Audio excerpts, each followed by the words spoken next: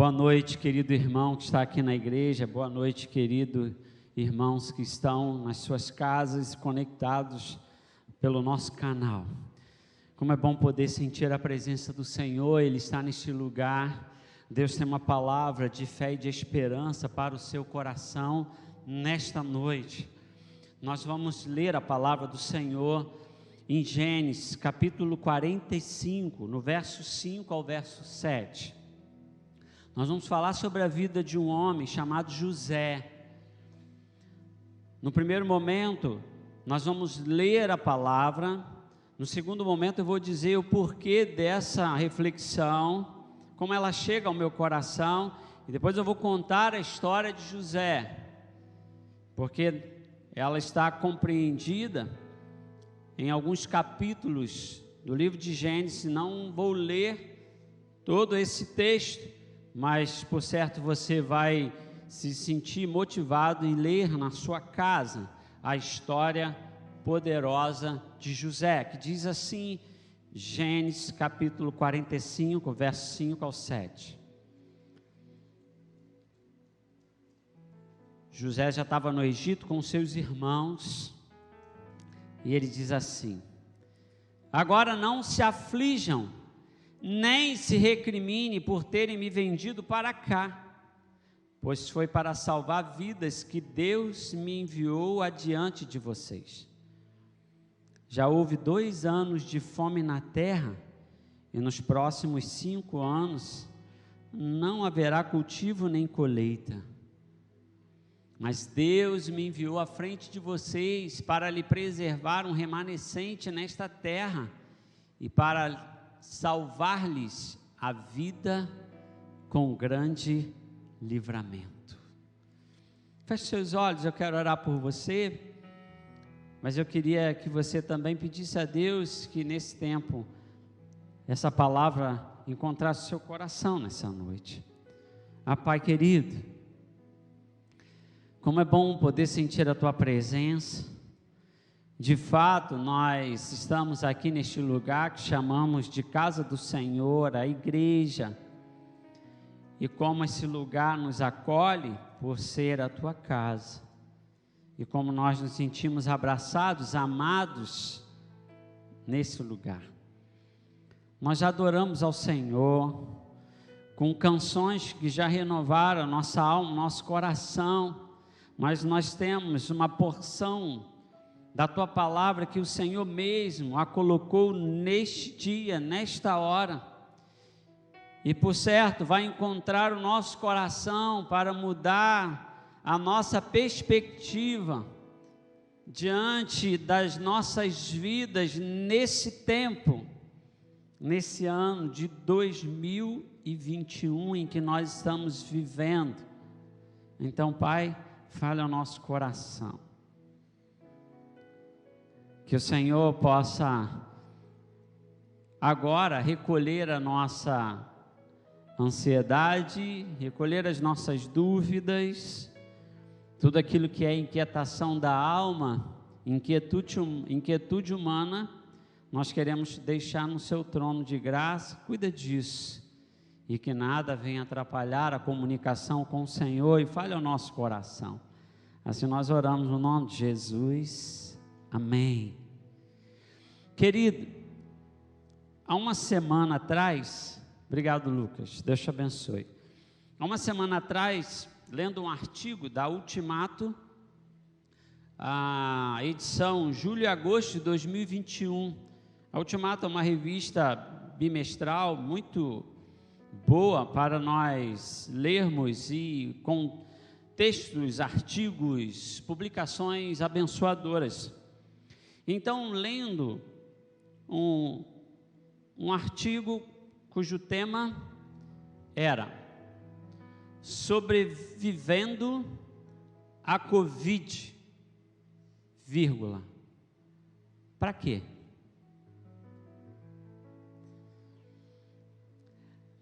O autor é o Dr. Uriel Hecker. Ele é psiquiatra e professor universitário da Universidade Juiz de Fora e um dos fundadores do corpo de psicólogos e psiquiatras cristãos. Então, esse autor deste artigo, e que mais interessante, na nota do artigo, ele aponta um sermão que foi pregado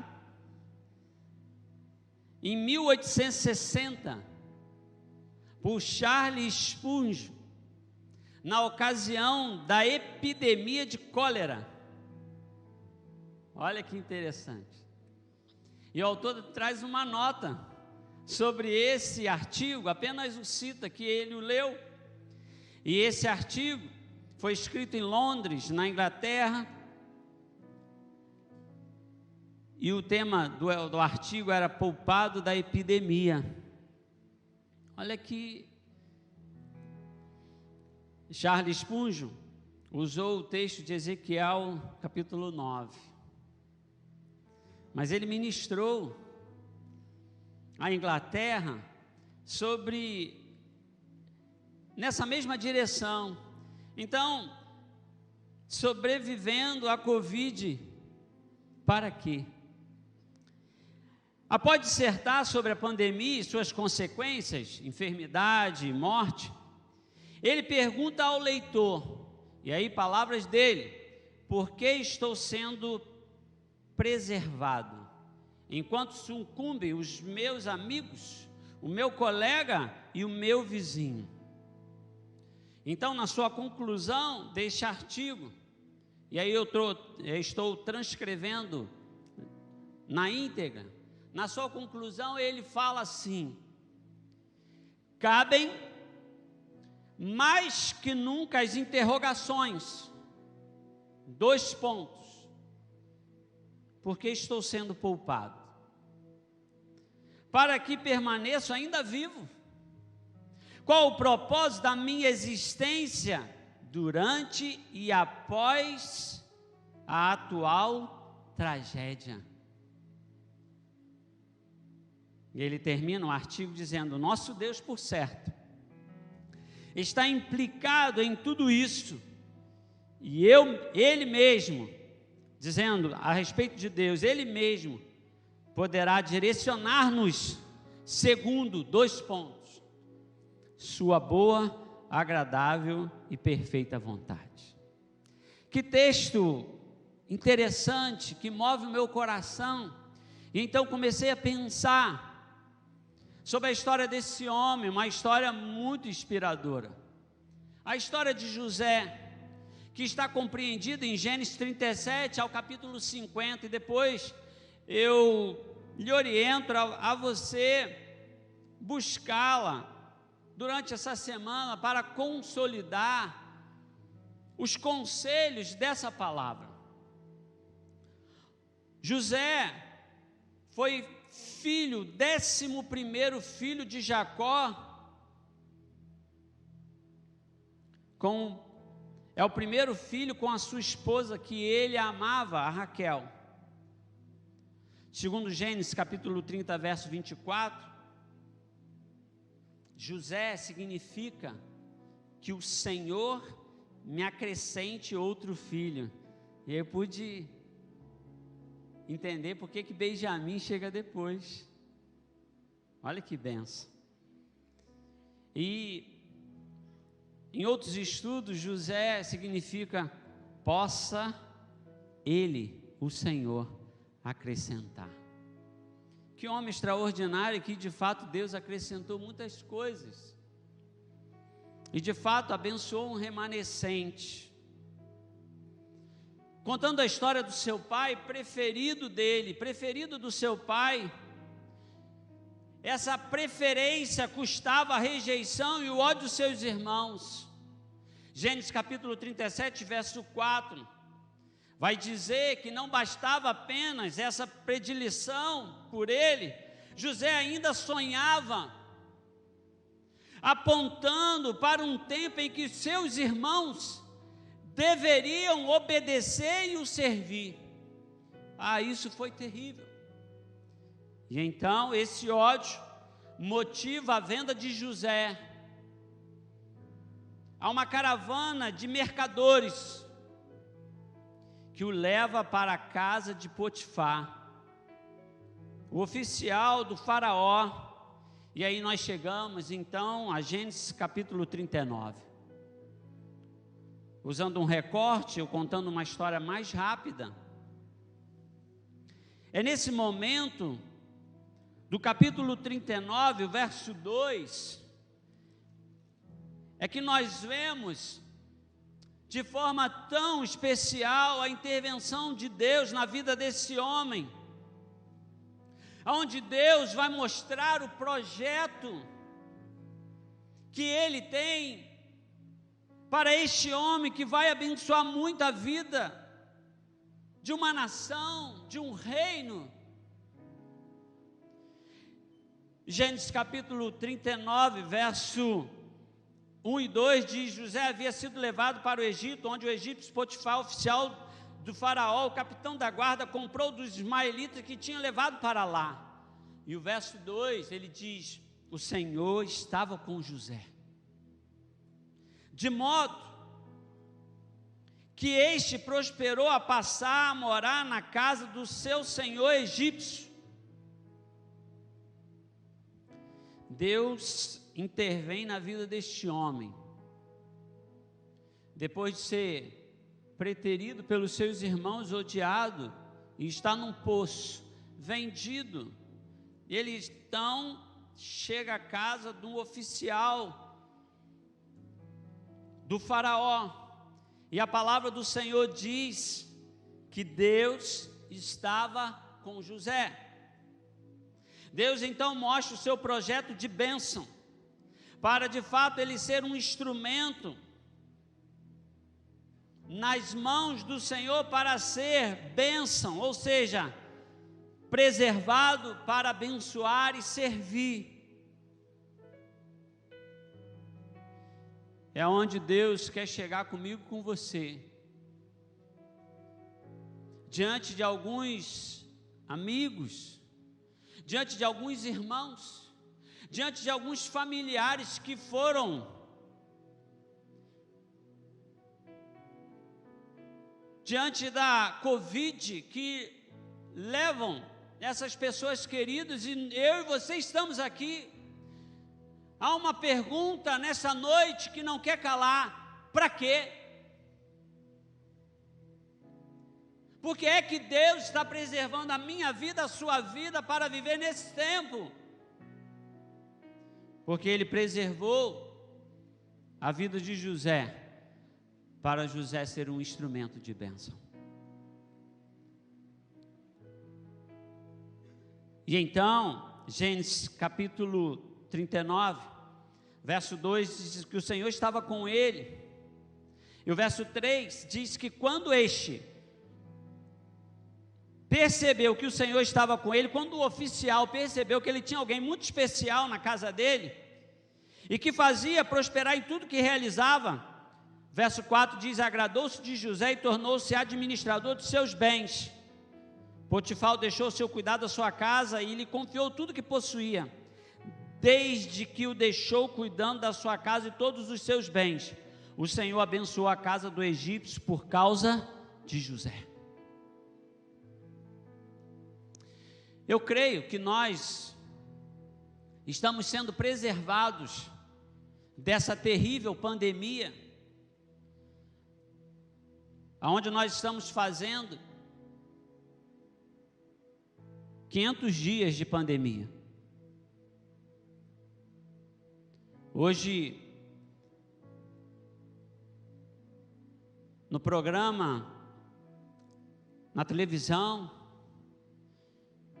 e um canal que sempre passa o jornalismo durante 24 horas, estava lá, 500 dias de dor, sofrimento e incerteza. E é exatamente isso que Deus deseja falar ao meu coração, ao seu coração. Preservados até aqui, para quê? José, depois de um tempo de prisão, Capítulo 39, verso 23, vai dizer que quando José estava abençoando muito a casa de Potifar, há uma conspiração contra José e então ele é levado à prisão, injustamente. Mas Deus é tão tremendo que o texto vai dizer, no capítulo 39, verso 23, que o carcereiro não se preocupava com nada do que estava a cargo de José. E aí de novo, porque o Senhor estava com José, ele concedia bom êxito em tudo que realizava. Um tempo, depois dessa prisão, um tempo de visão. Que visão? Um tempo de visão do propósito de Deus. E aonde isso acontece? Nas interpretações de sonhos. O faraó vai ter um sonho terrível e ninguém consegue interpretá-lo, mas José então é chamado.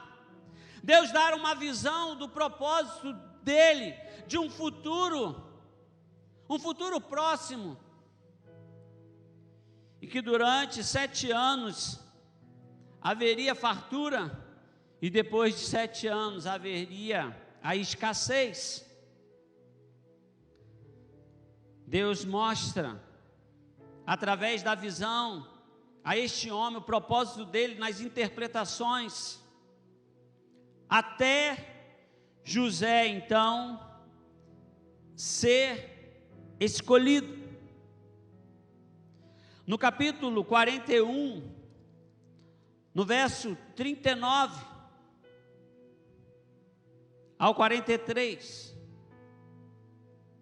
diz que depois da interpretação, o faraó chama,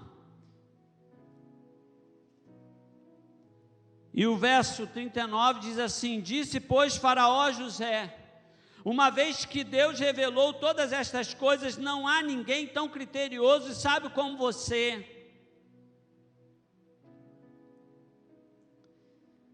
Você terá o comando do seu palácio, do meu palácio, e todo o meu povo se sujeitará às suas ordens. Somente em relação ao trono serei maior que você. E Faraó prosseguiu: entrego a você agora o comando de toda a terra do Egito. E em seguida o faraó tirou o dedo do seu anel, o seu anel selo, e o colocou no dedo de José. Mandou vestir linho fino e colocou uma corrente de ouro em seu pescoço. Também o fez subir em sua segunda carruagem real, e à frente os arautos iam gritando: abram caminhos. Assim José foi posto no comando de toda a terra do Egito. Esse homem, diante da preservação, como José agia? Talvez, contando a história rapidamente, você já começa a indagar aí: tudo bem, pastor, eu já entendi o propósito da mensagem. Há um objetivo que Deus quer comunicar. Até aqui, quem está aqui na igreja, quem está em casa, ou quem vai ouvir essa mensagem um outro dia, enquanto você estiver vivo, essa palavra vai ecoar ao seu coração. Você está passando pela pandemia.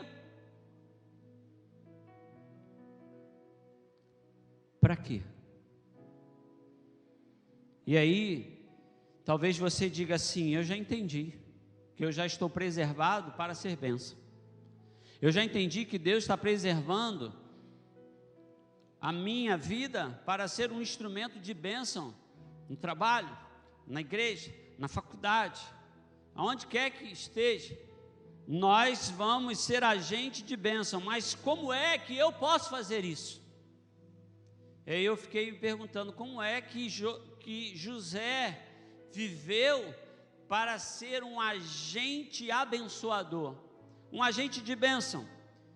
Então eu quero te dizer que diante da preservação, como José agia, como eu e você podemos agir e sermos preservados para abençoar.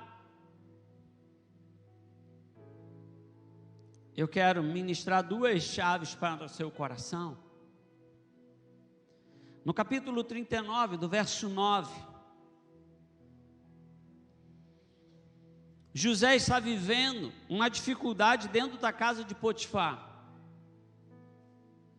Então, a mulher do egípcio Potifar, ela deseja José.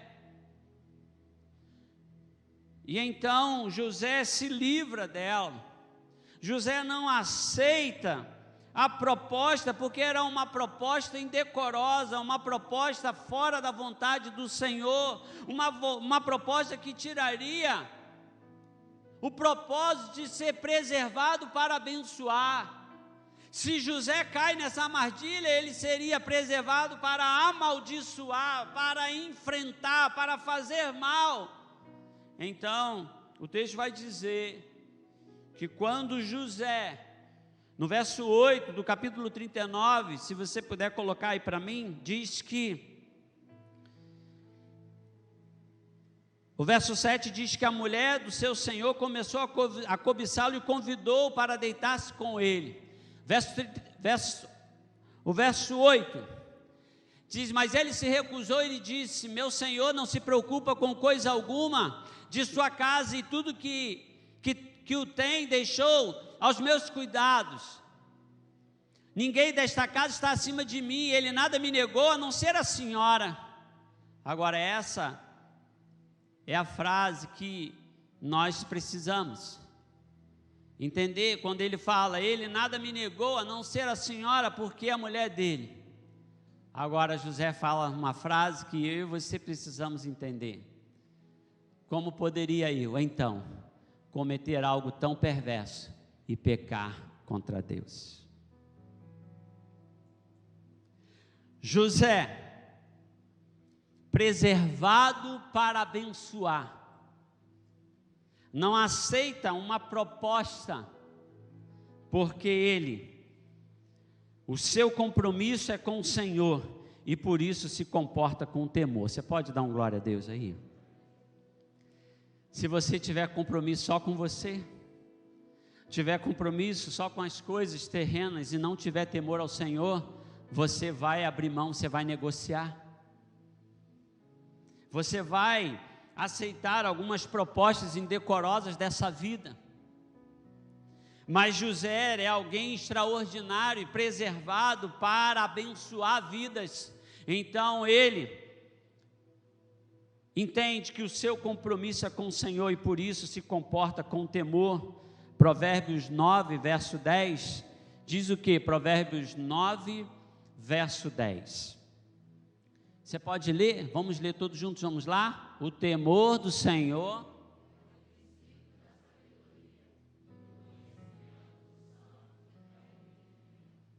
em algumas traduções, o conhecimento santo é a prudência. Seu compromisso, meu compromisso, enquanto nós estamos sendo preservados da nossa vida, nós precisamos honrar os nossos compromissos, primeiro com o Senhor, e se comportar com temor, entendendo que o Senhor está olhando para nós a cada palavra que nós pronunciamos, dentro das nossas casas, com o nosso irmão, com o nosso chefe, com quem quer que seja a nossa interação. Nós precisamos ter temor ao falar, temor ao pensar, temor ao vestir, temor ao comprar. Precisamos viver com temor. José era alguém que entendia que o primeiro compromisso que ele tinha era com o Senhor. E quando nós temos esse primeiro compromisso com o Senhor, via de regra nós honramos todos os outros compromissos, porque alguém já disse que a forma com que fazemos uma coisa é a forma como nós nos comportamos nas demais coisas.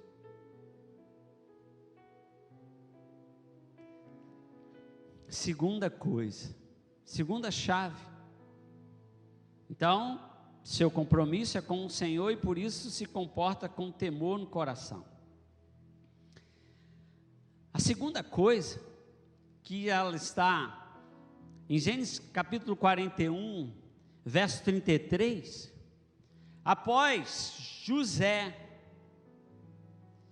ele interpretar o sonho e dizer: olha, haverá fartura, mas haverá também um tempo terrível de escassez, e nesses 7 anos de fartura, vocês precisarão ter a prudência, a sabedoria de guardar o alimento, e saibam que todas as nações à sua volta vão vir até vocês, e o Egito será poderoso.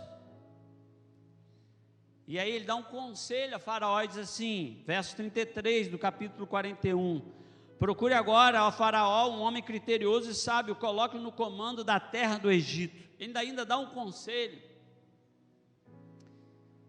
Mas no verso 37 ao 43 tem a resposta do Faraó, daquele que dia a dia andava com José, dia a dia via as coisas da sua casa prosperar, dia a dia via o reino prosperar, o comportamento de José, as coisas que José fazia, e o reino prosperava. Então Faraó declara, no capítulo 41, verso 37 a 43, diz assim: o plano pareceu bom a Faraó e todos os seus conselheiros, por isso Faraó lhe perguntou: será que vamos achar alguém como este homem, em que está o Espírito Divino? Disse, pois, a Faraó José: uma vez que Deus lhe revelou todas essas coisas, não há ninguém tão criterioso e sábio como você. E aí o verso 40 começa o comissionamento, a prosperidade, a preservação do remanescente. Você terá o comando do meu palácio, e todo o meu povo se sujeitará às suas ordens. Somente em relação ao trono serei maior que você. E Faraó prosseguiu: entrego a você agora o comando de toda a terra do Egito. Em seguida, ele deu o anel, vestiu o linho e colocou a corrente de ouro em seu pescoço. E então, subiu a carruagem real, e assim José foi colocado no comando de toda a terra. Mas eu quero destacar o verso 39. Se você puder colocar o verso 39, essa é a chave. Faraó diz assim: uma vez que Deus lhe revelou todas essas coisas, não há ninguém tão criterioso e sábio como você. Sabe o que Deus está falando para mim e para você? Preservados para abençoar, além de ter temor ao Senhor. Se o temor ao Senhor é o princípio da sabedoria, nós precisamos ter critérios espirituais para abençoar as nossas vidas, a nossa casa e tudo que nós colocarmos à mão. Se você deseja, diz amém. E aí, o texto vai dizer: não há ninguém criterioso e sábio como você. Então você precisa de critérios. E eu fui buscar a definição de critérios. Critério significa faculdade de discernir e identificar a verdade. Capacidade de avaliar e escolher. Deus está preservando eu e você nesse tempo, para sermos melhores,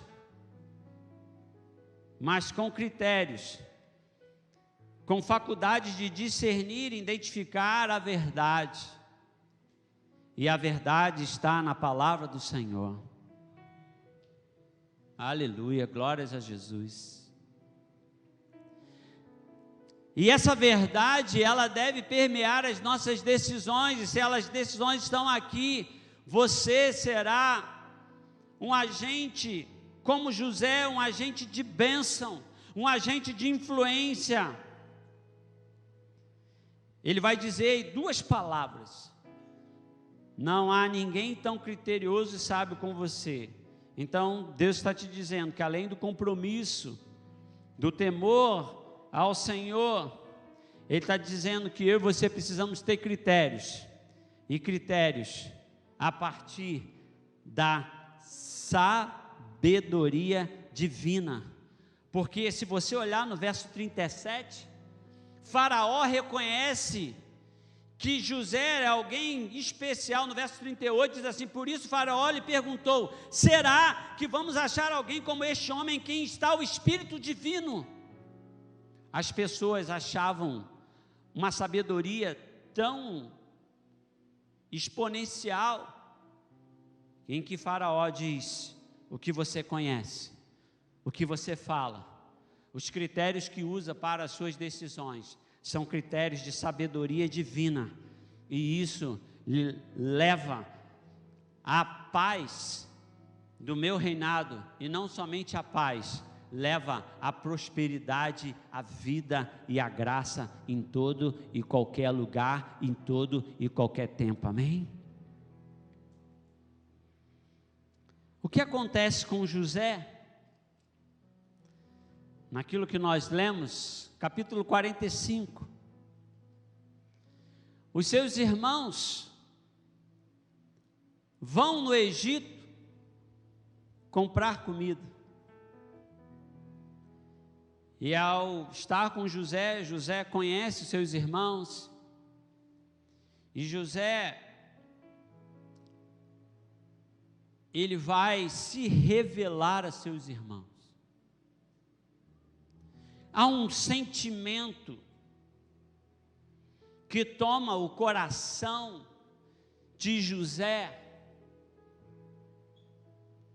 um sentimento que só alguém com temor ao Senhor, só alguém com a sabedoria humana e com critérios divinos, pode de fato evidenciar o amor a esses irmãos que o venderam, a esses irmãos que fizeram tão mal. Mas José, ele conhece na visão em que Deus lhe dava, não somente dos sonhos, mas Deus tinha um projeto de quê? Preservados para abençoar, para ser agente de bênção. Então José, no momento em que ele poderia aplicar a punição aos seus irmãos, ele amplia a visão do propósito de Deus e diz para os seus irmãos: agora não se aflige nem recrimine por me terem vendido para cá, pois foi para salvar vidas que Deus me enviou diante de vocês. Já houve 2 anos de fome na terra, nos próximos 5 não haverá cultivo nem colheita, mas Deus me enviou à frente de vocês para lhe preservar um remanescente. O que é o remanescente? É o que sobrar, é o que vai dar continuidade ao projeto de Deus, ao propósito de Deus, para preservar um remanescente nesta terra e para salvar-lhes a vida com um grande livramento. Temor ao Senhor e os critérios a partir da sabedoria divina te levarão, enquanto viver, ou enquanto viverem, serem de fato preservados para abençoar. Como é que você tem vivido? Você tem vivido apenas para abençoar você mesmo?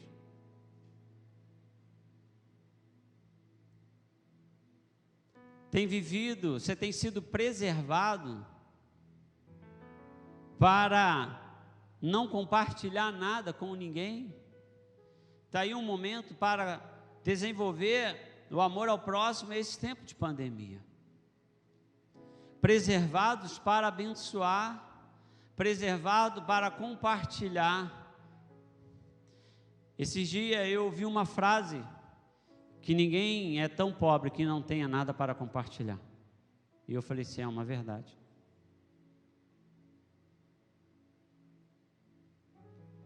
Preservado para ser um agente de bênção. Preservado para ser uma bênção em todo e qualquer lugar. Mas pastor, isso é difícil. Sim, mas se você quiser usar os critérios humanos, se você usar o temor ao Senhor, se você usar os critérios de quem tem um espírito divino, quem falou que José tinha um espírito divino foi Faraó. E Faraó, ele entendia, assim como o capitão da guarda, que Deus estava com José, porque tudo que José colocava a mão era bênção, era extraordinário. Eu não sei o que você está fazendo, mas Deus não te preservou até aqui para você viver apenas olhando para você e não compartilhar nada com o próximo. Há uma filosofia que se chama hedonismo. É o prazer, o seu prazer a qualquer custo, não importa o outro, desde que eu esteja satisfeito. Há o relativismo ético. John Stott, no seu livro O Discípulo Radical, ele vai falar dessas coisas, sobre o relativismo ético, em que tudo é relativo, em que você quer pegar a palavra, o conceito, e talvez quando você está recebendo essa palavra, você vai fazer assim, depende, aí pronto, você já relativizou, e você não quer essa aplicação na sua vida. John Stott vai falar do hedonismo, relativismo ético, de como os crentes estão vivendo o narcisismo, olhando apenas para si, e não consegue desenvolver a empatia no outro. Mas José, ele entendia que ele foi preservado para preservar, ele foi preservado para abençoar, ele foi preservado para orar, ele foi preservado para amar, ele foi preservado para caminhar, fazer a proposta de Deus prosseguir. Será que eu e você temos dificuldade nesse tempo de entender isso?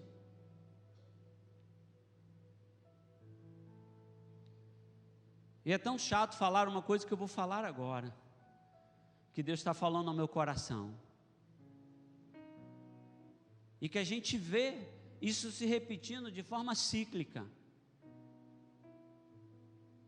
Quer ver o ser humano declarar, rapaz, eu preciso aproveitar melhor a minha vida, eu preciso ser mais bênção, eu preciso compartilhar, mas só diante de um caixão, de alguém que você ama, ou de alguém que foi embora abruptamente. Quando a gente está diante da finitude, da dependência de Deus, a finitude humana, e que você se depara olho no olho, você sai de lá, daquele sepultamento, daquela celebração, e você começa a pensar, mas na esquina, você já aponta o dedo para aquele que te fechou. Na esquina, você já é indiferente àquele que está na dor. José, ele entendia qual era a proposta de Deus. Eu sou preservado para abençoar. Seja preservado para abençoar. E Deus está te dizendo em qual área você pode começar a abrir mão de algumas coisas para viver esse projeto de Deus. José abriu mão do seu eu para viver o projeto de Deus. Havia muitas coisas, a história depois ela é linda, porque José, ele entendeu, mas Deus me enviou à frente de vocês para lhe preservar um remanescente nesta terra e para salvar-lhe vida com grande livramento. Como autor do artigo, sobrevivendo à Covid-19, para quê? Eu não sei o que Deus está te dizendo agora, mas eu tenho plena convicção de que Deus está nos dando uma excelente oportunidade para a gente ser bênção, para que possamos viver uma vida na plenitude do que Deus deseja para você como homem, você que é casado, para fazer a sua esposa feliz, para abençoar os seus filhos. Nessa semana, em que momento da caminhada você parou tudo e disse: eu te amo? Eu disse para minha esposa, por isso que eu estou falando para você, porque senão eu não falaria, que depois ela ia me chamar a atenção.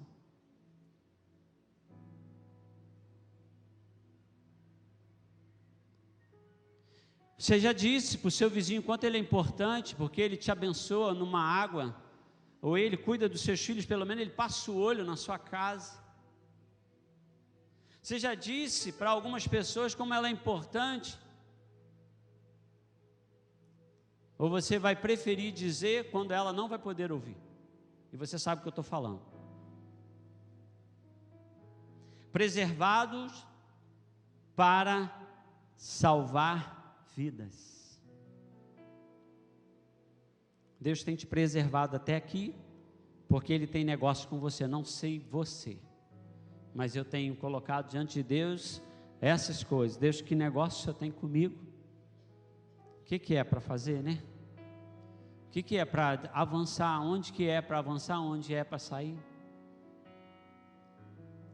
Aonde é que eu estou preservando vidas? Aonde é que nós estamos abençoando vidas? Aonde é que nós estamos conseguindo, na família, abençoar as nossas famílias?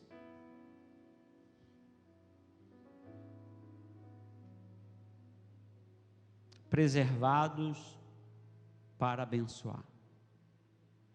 Nós vamos adorar ao Senhor numa canção. E eu quero dizer que esse silêncio que toma conta de vocês, que eu posso perceber daqui, em que cada um começa, eu tenho plena convicção de que Deus está mudando a história de pessoas aqui. Para que a gente precisa romper algumas coisas que se instalaram na nossa vida e que são poucas diante do propósito, do projeto de Deus de sermos bênção, de sermos pessoas potentes na mão do Espírito Santo do Senhor. Nós vamos cantar e depois eu quero orar com você. Veja aí aonde você está sendo dificultoso na caminhada, aonde você está tendo dificuldade, porque às vezes nós temos dificuldade e somos a dificuldade. Às vezes nós enfrentamos problemas, mas nós escolhemos como consequência dessa dificuldade, seja ela financeira, talvez você tomou uma decisão financeira que hoje você sofre, mas essa decisão foi 2, 3 anos, 4 anos atrás, mas você ainda está sofrendo com ela. Você precisa se ajeitar com o Senhor com relação a isso, porque não dá para viver para amaldiçoar pessoas, não dá para viver para brigar com pessoas, não dá para viver para sermos indiferentes às pessoas, não dá para viver para a gente passar pelas pessoas e não entenderem que elas são imagem e criação do Senhor, exatamente como nós. Não dá para viver preservados, entendendo que tem um céu, mas um céu que você não quer viver. Esses dias alguém falou, de vez em quando falam do céu, né? As igrejas não falam mais do céu, porque a gente está muito focado aqui. Eu quero chamar a sua atenção que tem um céu para mim e para você. O resumo do cristianismo é aceitar a Jesus como único e suficiente Salvador, não é ser próspero nessa terra, é abençoar as pessoas que estão à nossa volta, mas tomar posse das mansões celestiais lá no céu, e é isso que importa, é isso que vai valer a pena. Preservados. Já pensou você ser preservado e ficar fora do céu? Quando chegar no dia, Jesus já fala assim: rapaz, você militou tudo que eu não te pedi, tudo que pedi para você fazer, você fez o contrário. Pode acontecer isso na nossa vida, dentro da igreja. A gente precisa entender a palavra.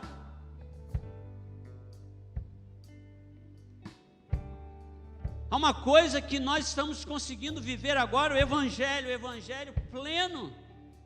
Palavra, adoração, porque os eventos acabaram.